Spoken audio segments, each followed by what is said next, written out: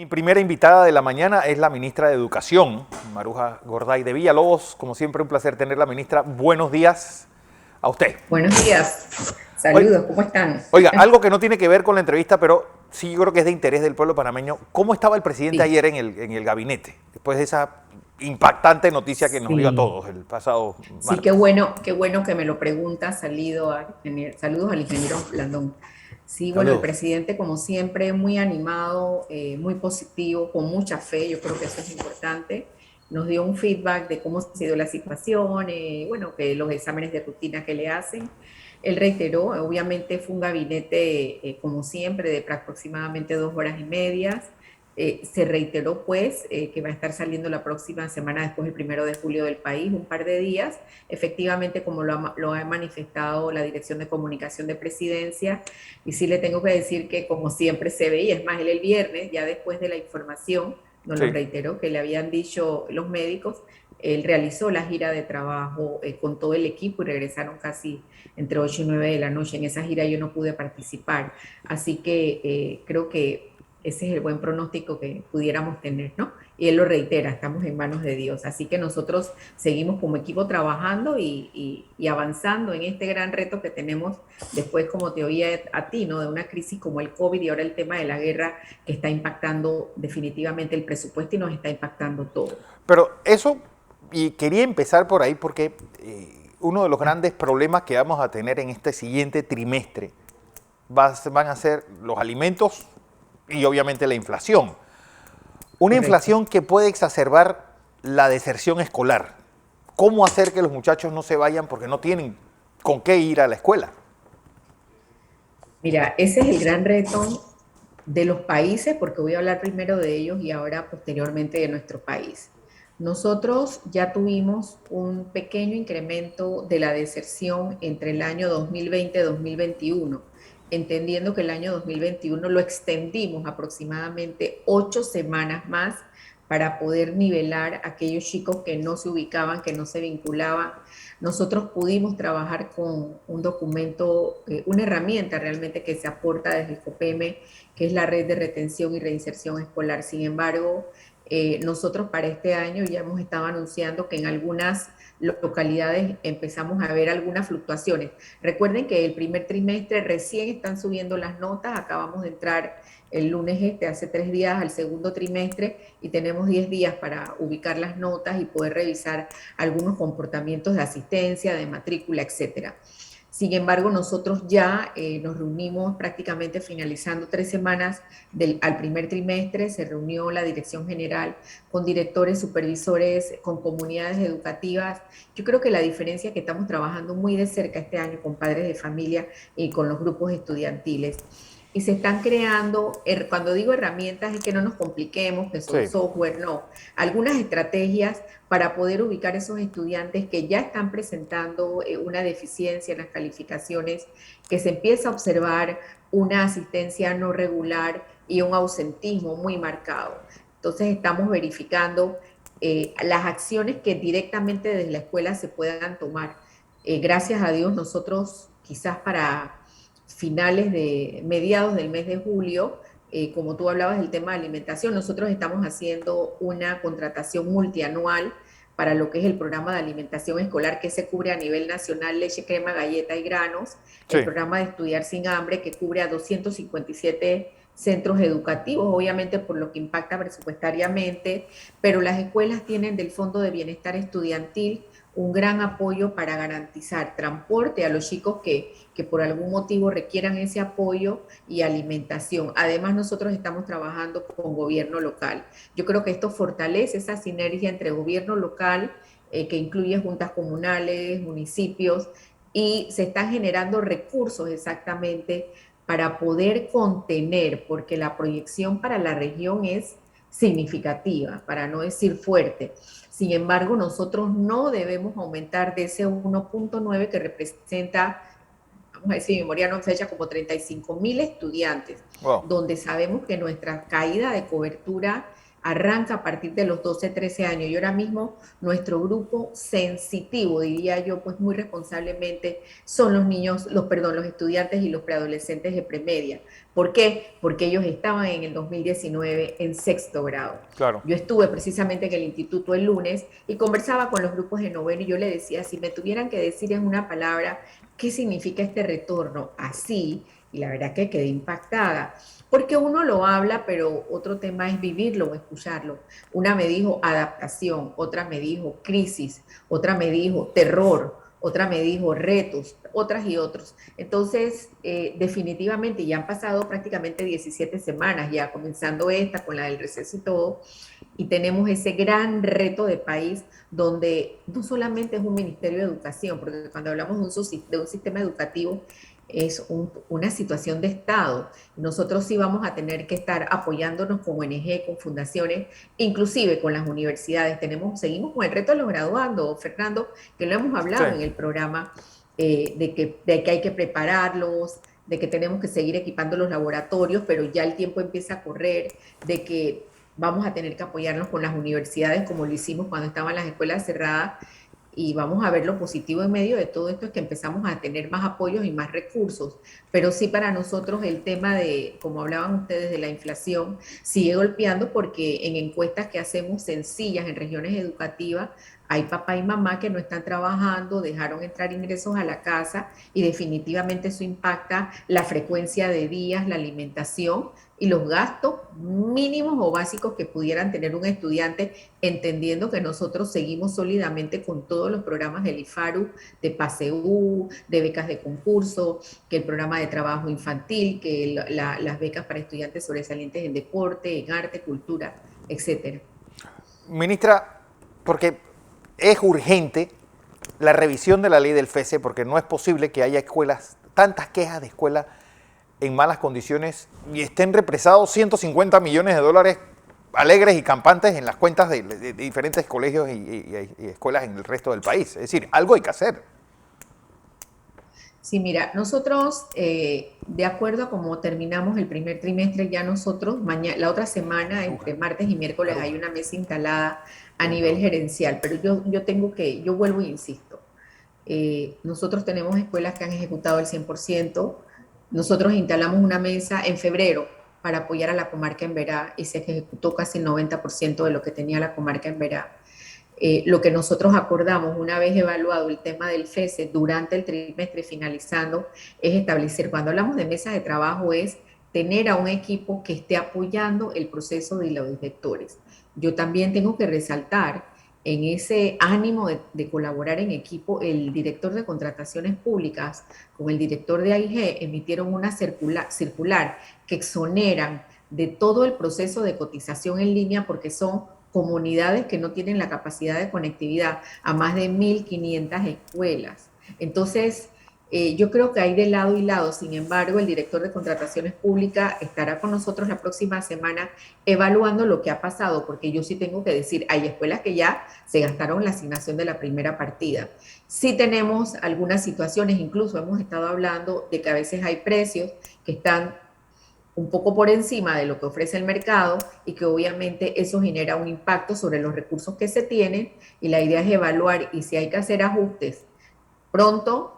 Hemos llegado a ese acuerdo con él, sin embargo, yo tengo que reiterar de que son trámites que hay que ajustarse, hay equivocaciones en el trámite de documentos, así que nosotros estaremos con equipos a nivel nacional a partir de la próxima semana sobre los documentos que ya subieron en plataforma. Porque también hay un tema, si no actualizan las comunidades educativas y no registran las firmas, como nos ha pasado, de nada vale tener ese montón de dinero ahí acumulado.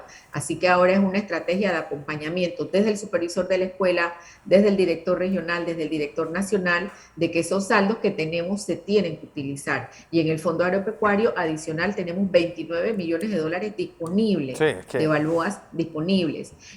Fondo Agropecuario me puede garantizar un nombramiento de una cocinera directamente, es un manejo de la es, que, comunidad educativa con el director. es algo que me llama la atención porque las escuelas, los institutos agropecuarios pueden pues, tirar de esos fondos mucho más fácil que el resto de las escuelas que tienen el FESE. Correcto, arreglo de dormitorio, construcciones menores, compra de equipo tecnológico, de insumos, de alimentos, de material didáctico, incluso de contratación de personal.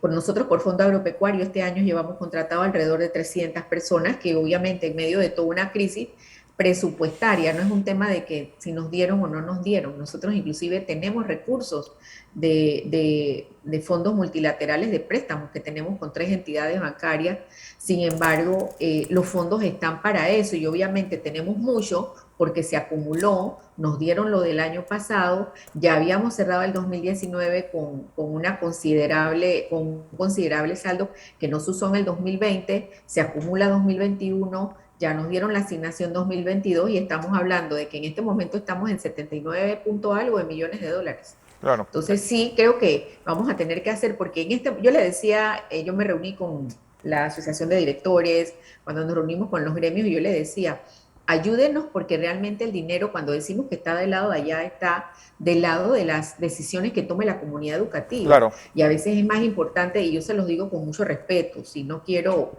sobrepasarme a decisiones de comunidades, pero a veces es más importante equipar un salón que construir una cerca. Entiendo que el tema de la cerca también puede ver con temas Claro. muy puntuales de seguridad, pero es un tema de que en la crisis que estamos viviendo, porque es real y que está impactando todos los sectores de la vida nacional, las escuelas tienen en este momento de su lado recursos histórico y que nos debe ayudar para ir saliendo progresivamente hasta que esto empiece a equipararse con los ingresos fiscales y las posibilidades de ir teniendo partidas adicionales que ya inclusive el año pasado terminamos con algún apoyo adicional y este año ya estamos trabajando con el MES por orden del señor presidente de tener una mesa, ya avanzamos en la lista de los compromisos que nos quedaron del 2021 en un traslado que vamos a tener de 47 millones para pagar solamente gestiones de cobro de infraestructura. Wow. Eso nos va a ayudar a ir recibiendo más escuelas, a generar la economía en esas empresas que están esperando 3 o 4 pagos o 5 pagos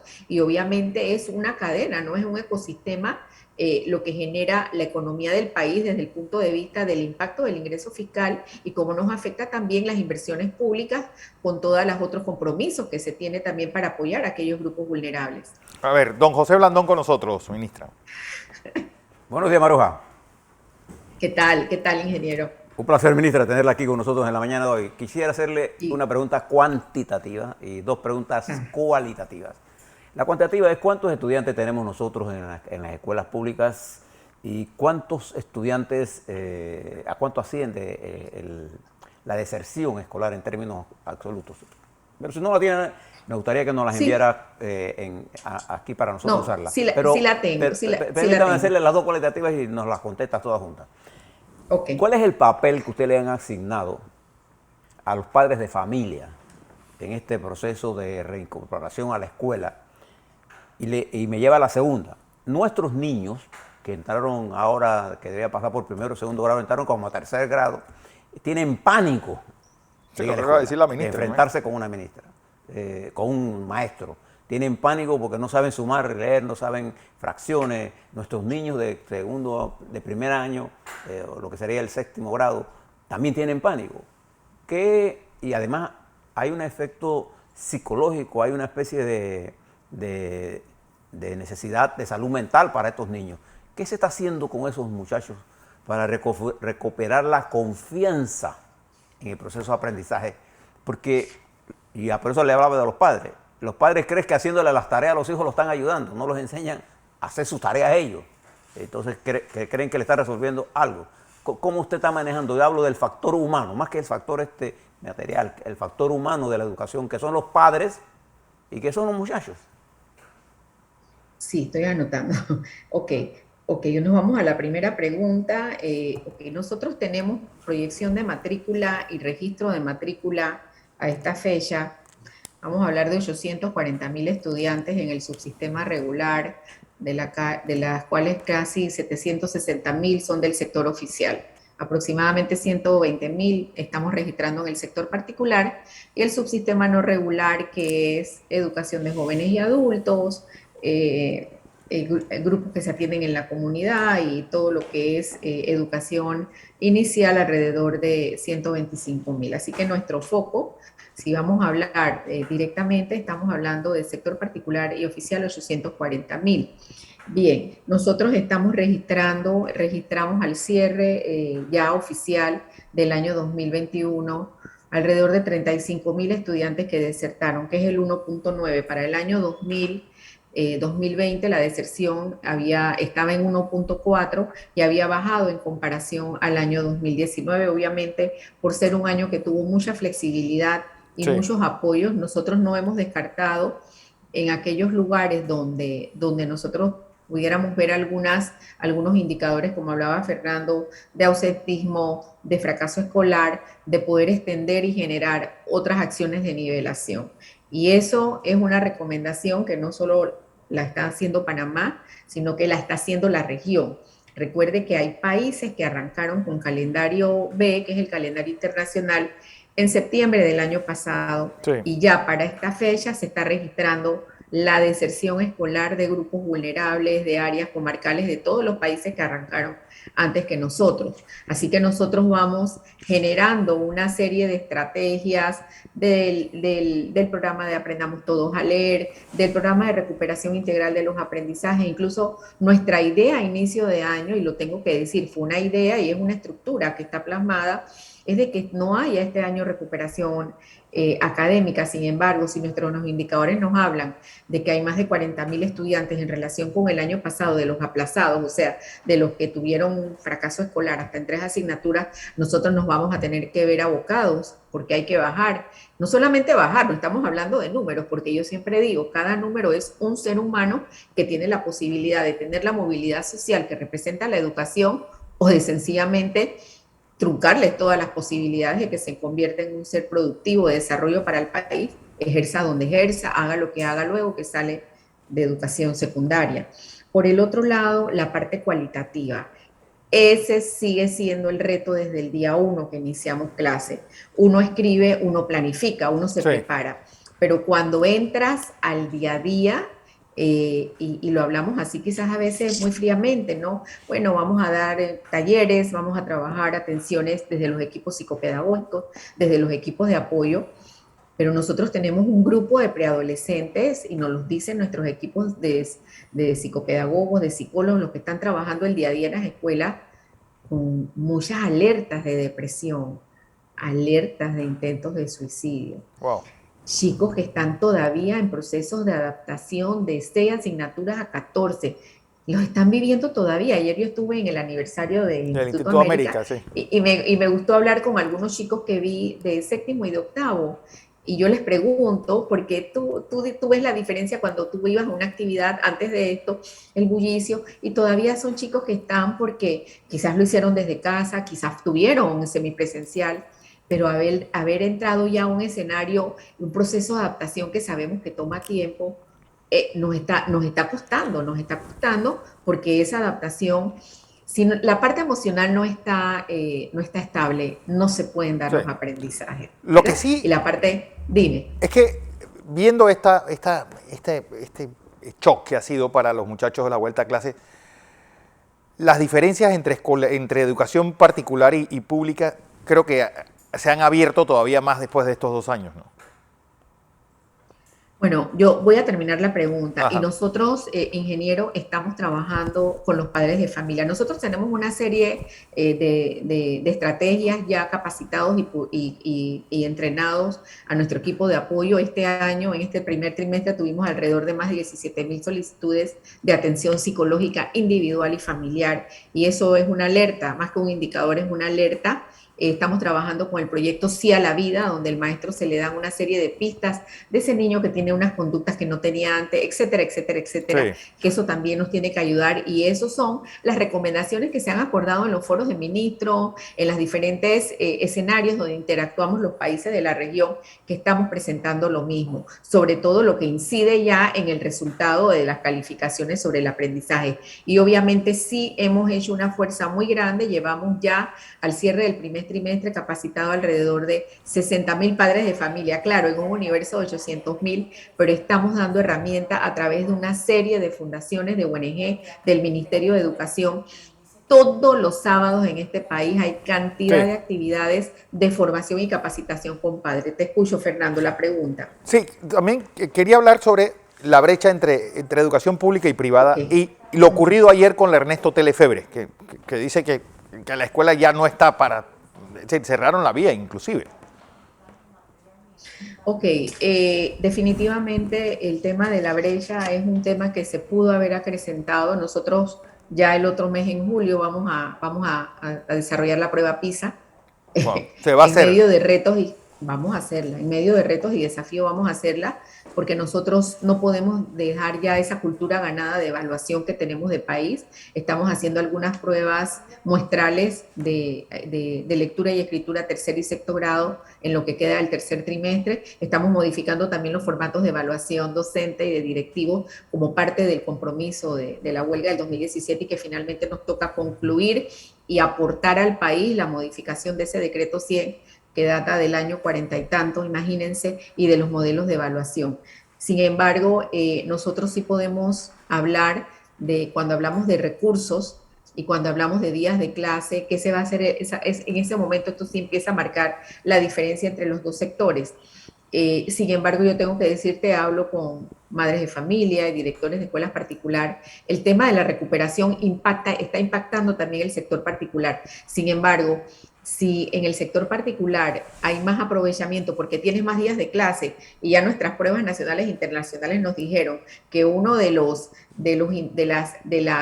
hallazgos es que mientras el niño tiene más oportunidad de tener más días de clase, el desarrollo de competencias y la ganancia de los aprendizajes se da con más seguridad. Sin Claro. embargo, uno de los factores asociados, que es la palabra, al bajo rendimiento o haber estado en los lugares donde estamos es que nosotros como país tuvimos muchos menos días de clase, quizás que el resto de los países cuando se hacen esas comparaciones Claro. de factores asociados. Y que el día de clase no solo es que la escuela está cerrada, sino que hay factores familiares, de la comunidad y también de que se decide no dar clase.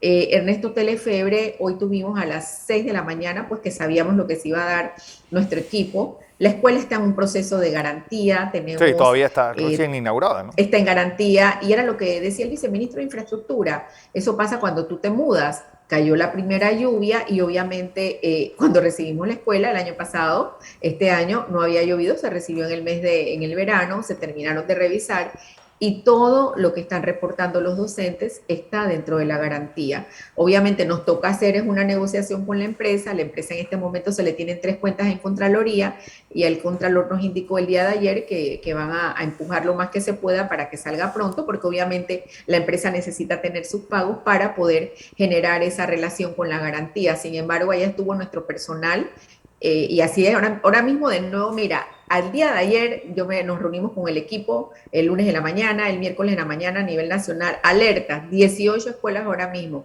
Entre alertas le llamamos no escuelas con alertas y escuelas con clases suspendidas y con otras estrategias y ya vamos por 22. Wow. Entonces es el tema de que no puede ser en una escuela de la comarca que si la ministra no va, ahí no van a dar clases. Sí, es que eso es, es absurdo. Y no es porque es absurdo y nosotros sí vamos a empezar a tomar acciones administrativas.